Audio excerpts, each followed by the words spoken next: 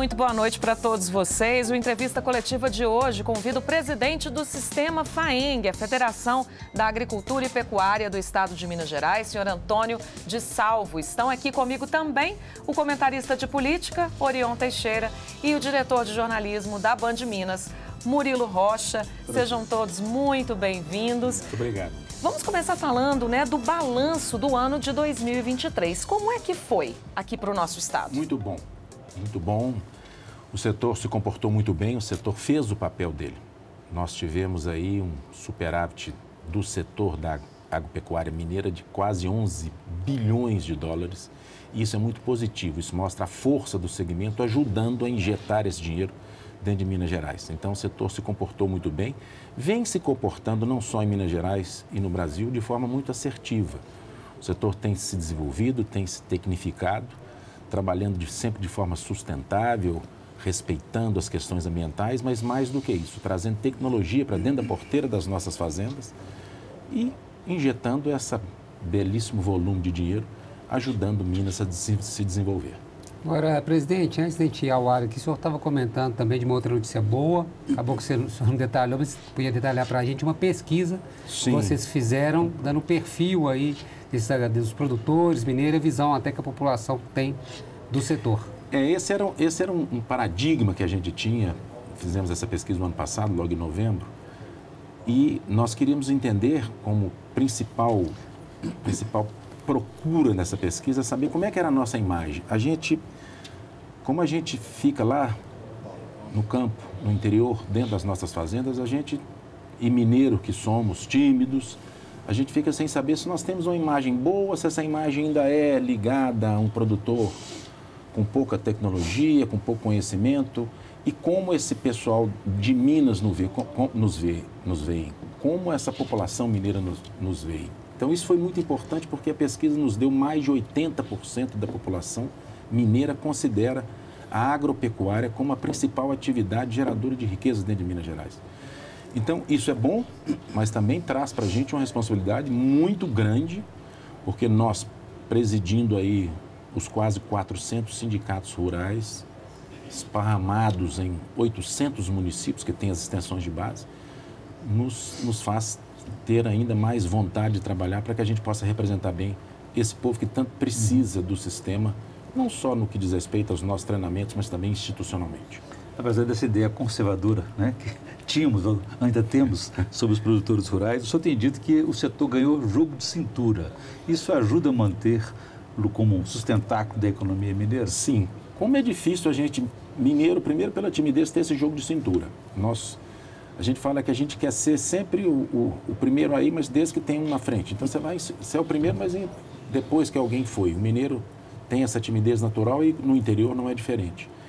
Esse jogo de cintura pode ser traduzido na diversificação que nós tivemos dentro das nossas atividades. Vamos lá. Minas era conhecido e é conhecido como o maior produtor de café do Brasil. Minas produz 55% do café brasileiro e também exporta volumes parecidos com esses números. E Minas é o maior produtor de leite. Então, teoricamente, a gente enxergava Minas como café e leite. É muito mais do que isso. Minas hoje tem seus queijos, e aí nós temos a semana do queijo artesanal feita pelo nosso sistema FAENG-SENAR, com queijos de excelente qualidade, que foram lá fora, ganharam diversos prêmios e que agregou muito valor a essa pecuária leiteira, transformando um leite de ótima qualidade em bons queijos. Minas tem vinhos muito bons. Criamos aí uma metodologia de poda dupla dentro das nossas plantas, das nossas vinheiras, podando duplamente, diferente do que a Europa faz, porque a gente faz com que essa poda dupla retarde um pouquinho a maturação das uvas, fazendo com que isso dê um vinho de melhor qualidade. Azeites maravilhosos, mel, além da batata inglesa, onde nós somos líderes, o setor sucroenergético que vem crescendo de forma muito firme, trazendo aí o etanol e o açúcar o etanol como uma fonte de combustível renovável, enfim. Essa diversidade e riqueza de produtos deixa Minas em qual posição no ranking nacional? Muito bem, Minas tem crescido muito. São vários produtos que nós lideramos, mas a gente como um todo, a gente deve ser aí o segundo ou terceiro estado produtivo no que diz respeito. O problema nosso é a diversidade. Ninguém tem tanta diversidade como nós, mas também nós temos o Jequitinhonha, que é um tipo de região. O norte de Minas, o Alto Paranaíba e o Triângulo, o sul de Minas, as matas de Minas e o centro. São regiões diferentes, de climas diferentes, de atividades diferentes. Então, é um Brasil, um retrato do Brasil dentro de Minas Gerais. Mas nós somos muito competitivos e estamos melhorando muito. Haja visto os números, que são muito significativos. Estamos crescendo nos grãos, continuamos crescendo no café. O setor de florestas plantadas, somos os líderes com 2.700.000 hectares plantados. Isso é muito bom. É celulose, é energia, enfim. Minas é muito competitivo no setor do agro e a gente se surpreendeu, entre aspas, com essa imagem boa. Ficamos muito felizes com isso, sinal que o nosso trabalho tem dado bom resultado. A gente falou dessa diversidade aqui no estado, né? A gente tem um estado gigantesco, realmente.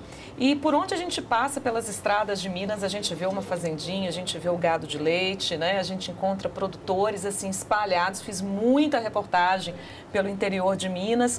E a gente pensa como é que isso tudo funciona, né? Como é que a cadeia, por exemplo, de produção do leite funciona. Às vezes é tão difícil chegar a alguns lugares, né? Distritos, enfim, acesso por estrada de terra. Bom, aí tem dois perigos que a gente fala na diversidade. O primeiro é porque a gente, normalmente, quando fala, esquece de algum setor e quem está nos vendo fala assim, não falou do meu setor. Sim. Então, essa diversidade é o setor de HF, alho, cenoura ali no Alto Paranaíba, mas vamos voltar para a sua pergunta direta do leite. É muito difícil. Pouca gente sabe, mas talvez o volume médio produzido pelos produtores de leite em Minas Gerais gira em torno de 300 litros por dia. Isso é muito, muito pouco. Muito pouco. Então, essa dificuldade logística, e aí sim a dificuldade de balizar um preço, porque se você tira 300 litros na beira de um asfalto, se você tira 1.000 litros na beira de um asfalto, você tem uma logística fácil. Se você tira 300 litros a 25 quilômetros de estrada de terra, chovendo, mata-burro, poeira, porteira, então, mas isso funciona bem. As cooperativas nos ajudam muito, os laticínios nos ajudam muito, e o leite vive um momento difícil, exatamente pela importação que atingiu níveis nunca antes vistos na história do Brasil, com mais de 10% do volume produzido pelo Brasil importado, principalmente da Argentina e do Uruguai, causando um desarranjo na pecuária leiteira. A gente sabe que isso é passageiro, mas isso é muito danoso, porque o número de produtores atingidos é muito grande. A pecuária leiteira, a atividade leiteira, está presente em mais de 98% dos municípios mineiros e brasileiros.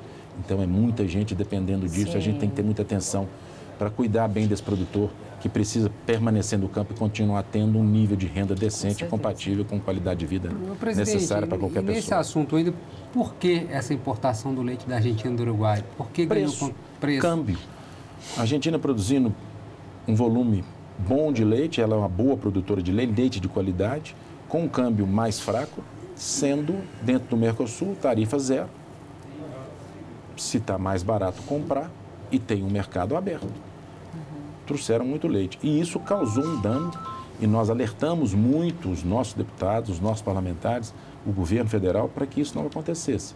Porque, vamos lá, nós estamos aqui para ter uma conversa boa nesse começo de ano, mas lembrar sempre que, a partir do momento que você abandona uma atividade leiteira por inviabilidade econômica dela, você não pode recompor essa atividade em menos de 3 anos. Sim. Porque, vamos lá, se você vendeu suas vacas para abate, elas não são mais produtoras. Se você vendeu para outras pessoas, elas estão produzindo. Você só não está produzindo, mas ela está produzindo em outro lugar. Agora, se você encerrou e matou suas vacas, 100, 200 ou 20, você necessita de gerar uma bezerra de leite para virar uma novilha, para parir aos 3 anos, para começar a dar leite. Então, é um risco para não ter aí, sermos surpreendidos no momento agora de preços bons para quem está comprando lá na gôndola do supermercado, ser surpreendido com o decréscimo de produção por inviabilidade dos nossos produtores. Sim. Estamos muito atentos a isso e vamos trazer isso para dentro da FAENG, como fizemos, para que a gente tenha os nossos produtores o mais bem recebidos possível, para que a gente possa sair dessa crise tendo o menor efeito possível. Mas a gente sabe que ele já foi muito forte e que essas pessoas vivem só da atividade e tiveram uma queda de renda muito grande. Presidente, um assunto ruim, espinhoso, como é que a FAENG lida? Tivemos recentemente aqui uma denúncia, uma operação de Polícia Federal, Ministério Público do Trabalho, apontando que Minas tem uma posição muito ruim na questão do trabalho semelhante, né? Com certeza, à escravidão, né? A FAENG não compartilha disso. Como é que ela lida com isso perante algumas situações que chegam para ela? Isso tem acontecido e a gente tem conversado muito com o superintendente do trabalho aqui para que a gente acerte isso, porque nós precisamos de dar uma orientação para o nosso produtor. Então, parte dessas pessoas que foram multadas, presas e tiveram os problemas, fazem por má fé, mas uma parte pequena. A grande parte está mal orientado no que tem de fazer. Então, principalmente nas regiões onde temos trabalhos temporários, e aí leia-se dois pontos que a gente vai citar aqui. O primeiro, colheita de café, nas regiões de Matas de Minas e no sul de Minas, onde parte da colheita é manual. Então, são trabalhos temporários, onde muitas vezes as pessoas estão recebendo algum tipo de auxílio e não querem assinar a carteira. Então, esse é o primeiro problema. E também na região aqui da produção dos HF, que são os hortifrutos, cenoura, alho, que todo plantio e a colheitas são manuais, são pessoas que vêm de outras regiões e muitas vezes ficam instalados em repúblicas em condições não adequáveis para o trabalho decente. A gente tem feito um trabalho que chama Produtor Responsável, onde a gente tem orientado o nosso filiado, o nosso produtor, para que ele faça cumprir todas as normas exigidas pelo nosso Ministério do Trabalho, para que a gente não deixe isso correr, não deixe isso acontecer, e para que a Minas não seja maculada com um fato desse, que é negativo para nós todos. Até para exportação, né? Demais da conta, isso atrapalha a nossa exportação e cria uma imagem que não é muito real, mas isso, como dá muita mídia, cria uma imagem muito negativa para o nosso setor.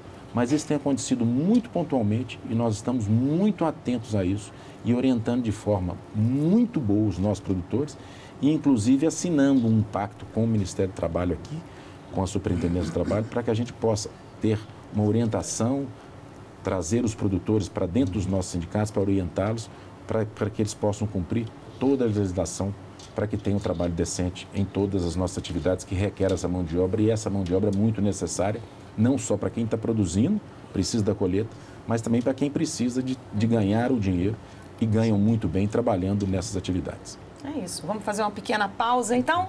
O Entrevista Coletiva volta em instantes. Até já.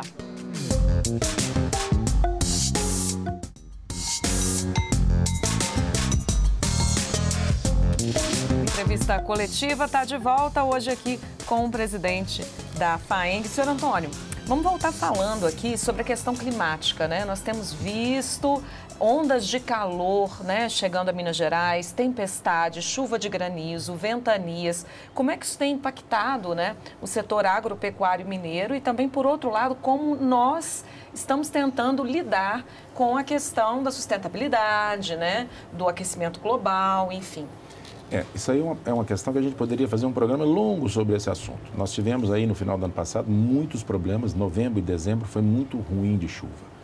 Nós tivemos índices pluviométricos e não só em Minas Gerais. Nós tivemos, vamos lá, vamos dividir.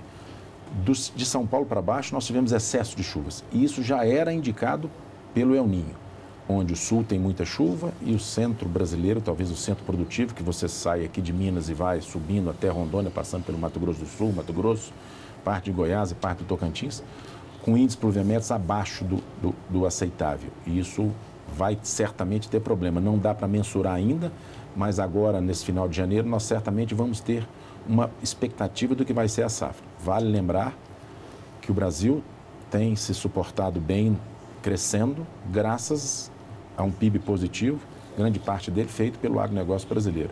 Tão criticado, tão mal entendido pelas commodities que exportamos, mas estamos fazendo a nossa parte.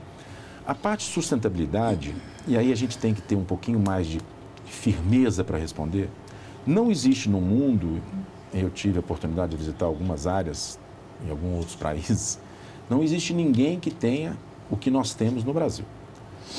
Eu repito sempre, nós temos 66,3% de todo o Brasil preservado, igualzinho a chegada de Pedro Álvares Cabral em 1500. Do restante, nós utilizamos 20%, um pouquinho mais de 20%, para atividade pecuária, seja ela leiteira ou pecuária de corte, ou outras pecuárias, e 8% para a agricultura. E aí vale lembrar que esse 8%, que são mais ou menos 78 milhões de hectares, 51 é o verdadeiro, mas a gente utiliza, fala 79, porque a gente planta em algumas áreas a segunda safra, coisa que só o Brasil faz. Então, em 28% do território brasileiro, nós produzimos, somos o maior exportador de grãos, somos o segundo maior exportador de carne e somos o maior exportador de café e somos grandes em tudo, em apenas essa área. Então, precisa desmistificar um pouquinho se nós estamos desmatando. Não. Nós temos estudos feitos aqui, o governo de Minas está lançando agora o selo verde, mostrando que não existe desmatamento nas principais atividades mineiras desde 2008. Então, isso está sobrepondo o CAR às regiões. Na cafeicultura, por exemplo, que eu estou com um número aqui fresco na minha cabeça, 99,3% das 118 mil propriedades estudadas não tem nenhum desmatamento desde 2008. Então, essas mudanças climáticas podem ter certeza, elas não são causadas por nós brasileiros. Diferentemente do que as pessoas pensam, eu tive na COP28 recentemente, lá em Dubai, são os países desenvolvidos que desmataram, e aí, infelizmente, a verdade precisa ser dita, a Europa tem menos de 5% de área preservada, como a Europa como um todo.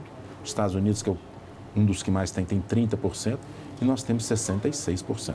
Então, nós estamos fazendo o nosso papel muito bem.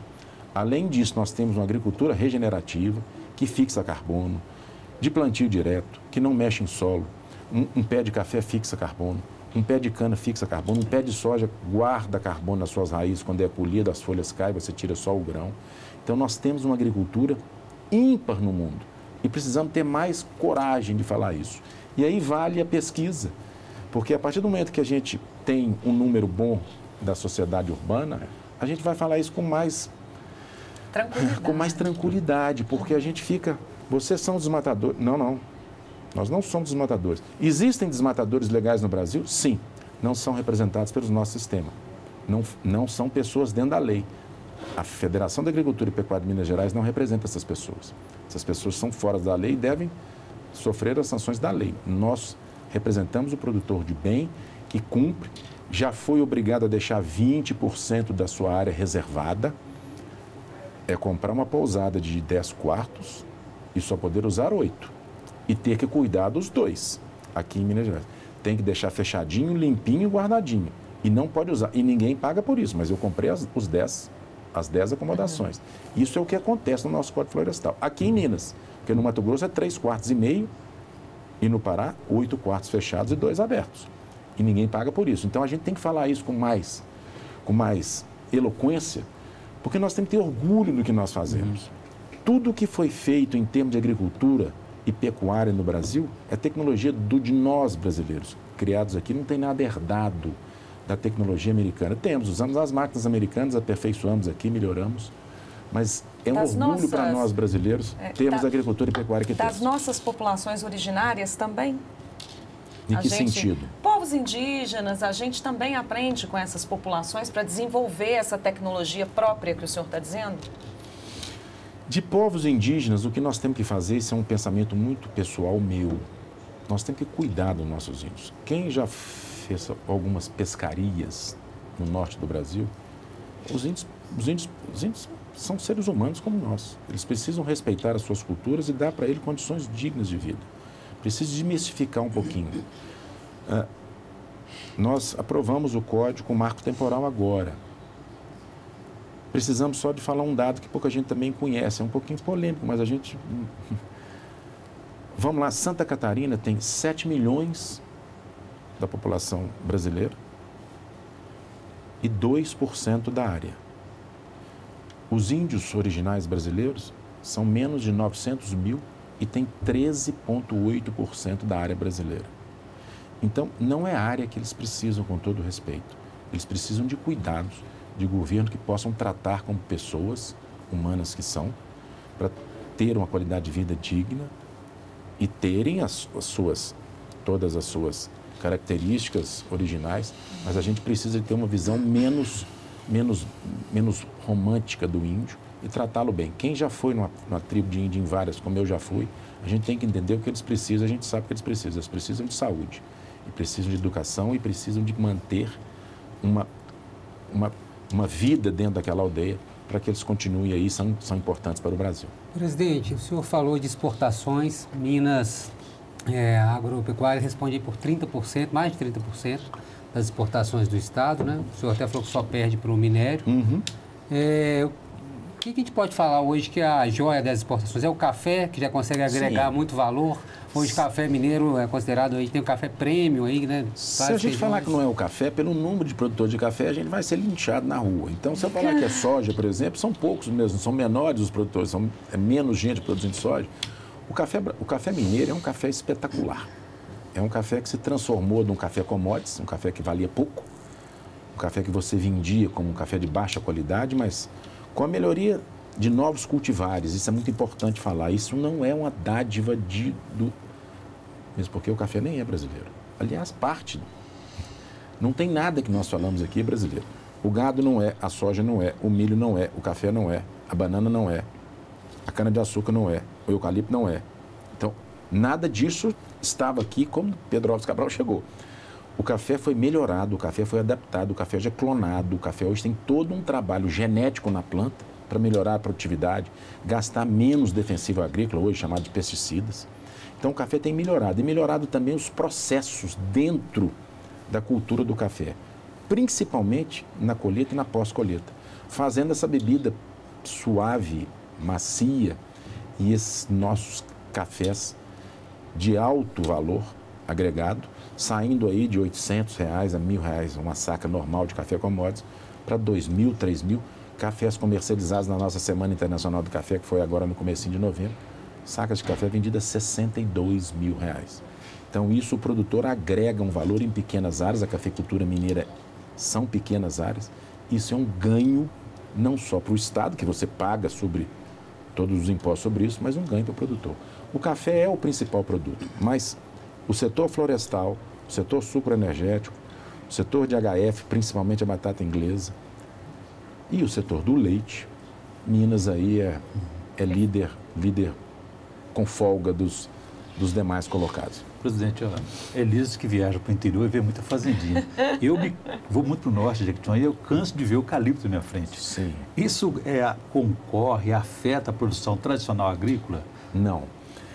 Você não afeta porque aquela região, principalmente que você vai para o norte ali, você passa em Tamarandiba, Carbonita, aquilo ali eram solos descerrados, e aí também, se a gente tiver mais um pouquinho de tempo, são solos cansados, solos intemperizados, ácidos que não produziam nada. Produziam vegetação baixa, de pouco volume, de pouca pujança nessa. Aquilo foi transformado, corrigido, com calcário, que é rocha natural, com adubações, fósforo, potássio, etc., transformou num maciço. E quando você vai de carro, você vê aqueles maciços. Quando você vai de avião, então, um avião pequeno, você vê todo aquele maciço sequestrando um mundo de carbono e produzindo um mundo de energia barata às custas de sol. Sol, fazendo fotossíntese, transformando, tirando o C do CO2 e trazendo para dentro da planta, fixando no caule do eucalipto. Então, não afeta. O que está acontecendo é que, como a soja vem entrando via oeste de Minas, o triângulo todo, o Alto Paranaíba, chegando ali já em Bom Despacho, Martinho Campos, chegando a Curvelo, ela vai pelas novas adaptações, pelos novos cultivares, suportando regiões com um céu um pouquinho pior, com menos chuva, a soja vai competir com o eucalipto. Mas eucalipto, tudo que é falado de eucalipto é um pouco de não verdades. Ele não seca o solo, ele não tira a vida. Nós temos dentro das nossas propriedades uma área de eucalipto consorciado com pastagem. Tem passarinho, tem calango, tem tiu, tem tatu, tem lobo-guará. Às vezes tem piqui também. Tem piqui que você não pode tirar. Então, é muito interessante. E produz uma energia ou celulose muito boa e muito barata. Então, a pesquisa reconheceu isso? Sim, a pesquisa reconhece isso. Nós temos pesquisas da Embrapa provando que as florestas de eucalipto têm mais umidade no solo que o solo exposto no cerrado. E muito mais carbono fixado. Então, essas narrativas que fazem... Porque a grande verdade é que o eucalipto é uma planta australiana e que demora 14 a 15 anos para ter o primeiro corte na Austrália. E aqui no Brasil, em algumas regiões, com 4 anos e meio você corta. Então ela se adaptou muito bem aqui. Então isso causa... E ela gera riqueza para quem corta, para quem transporta, para quem queima de carvão, é um carvão verde, para quem faz celulose. Então ela distribui a riqueza muito facilmente. Então eu sou um fã de floresta plantada, desde que seguindo toda a legislação ambiental, que é muito rígida nesse aspecto. Senhor Antônio, só para a gente fechar rapidinho um assunto que não tem como a gente não abordar, que é a questão dos agrotóxicos. A gente tem controlado o uso aqui no estado? Demais. Esse é um assunto que também é mais um assunto polêmico. Eu gosto de fazer uma comparação assim. Quem era ansioso como eu, e minha família tem um viés de ansiedade pequenininho, meu pai tomava um ansiolítico que era lá atrás, que não fabrica mais. Eu, por volta, tomo um mais moderno. Então, toda essa lei dos pesticidas que causou pânico e rupiando o cabelo de muita gente, nada mais é que trocar moléculas mais antigas e menos saudáveis para a planta e por solo, por moléculas mais novas, mais saudáveis e menos tóxicas. Então, essa é a verdade. Nós precisamos de desmistificar um pouquinho. Mas o Brasil é um país que usa pouco agrotóxico comparado com o Japão, por exemplo, que usa 10 vezes mais por hectare do que nós. Certo. Presidente, muito obrigada mais uma vez pela participação aqui com a gente, né? Muitas informações nesse espaço de tempo. Orion, Murilo, obrigada também. Boa noite. A você aí de casa, muito obrigada pela audiência. Nós voltamos no sábado que vem. Você fica agora com o Jornal da Band. Boa noite. Muito obrigado.